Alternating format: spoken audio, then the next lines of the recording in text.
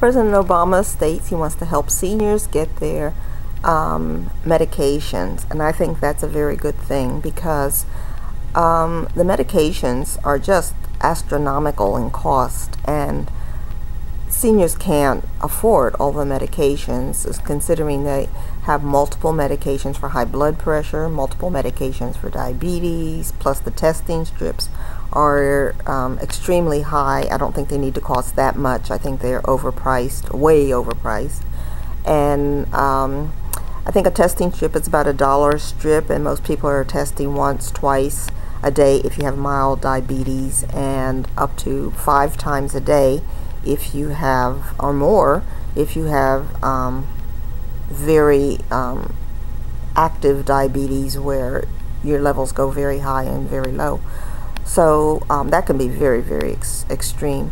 Plus, a lot of the doctors prescribe to seniors some medications that they really don't need, and the doctors get overwhelmed by the advertising also, and seniors expect a certain number of drugs from their doctors. One of the medications, Lipitor, I don't think has ever been found to extend a life in itself, yet is very, very expensive, damages heart muscle, and is prescribed by most doctors on a routine basis.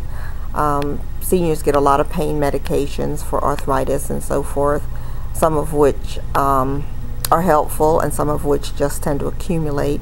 Lots of seniors get lots of potassium pills, and they often tend to buy too much of it, which tends to sit in their drawers and just get wasted. So I think it's very good to help the seniors try to keep up with the costs of all those medications.